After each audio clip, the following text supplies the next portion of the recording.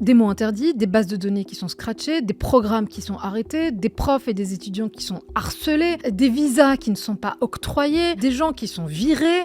Donc c'est quand même, on parle de ça. À partir du 21 janvier, le travail va commencer à signer tous ces décrets en folie. Les premières cibles de ça, c'était les facs, c'était Columbia d'abord, c'est Harvard, c'est les programmes de recherche, en fait, tout ce qui va toucher au commun, aux libertés et au commun. Donc il ne va pas toucher aux sciences dures, parce que l'IA, parce que les maths, parce qu'on revient à la question de la puissance, mais il va toucher à tout ce qui permet de faire nation en acceptant l'altérité, les différences, un certain nombre de droits communautaires, etc. Donc il va vraiment très vite toucher au climat et au droit.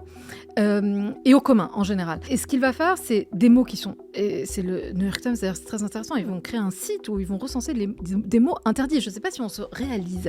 C'est la première démocratie américaine, et en fait, 24 heures après son investiture, il y a des mots qu'on n'a plus le droit d'utiliser. On le réalise ou c'est banal, ou il a réussi à tout banaliser à ce point. C'est extrêmement grave. On peut penser aux autodafés du Moyen-Âge ou en fait aux années 30, sincèrement. Et il y a des points de résonance absolument majeurs et très très importants avec la montée des fascismes et en fait des totalitarismes, si on va un peu plus loin dans le raisonnement. Là, en ce moment, il y a un musée, ils sont en train de réécrire l'histoire, notamment sur l'esclavage. Quand ils renomment, tout à l'heure on disait oui, ils renomment le golfe du Mexique, golfe d'Amérique.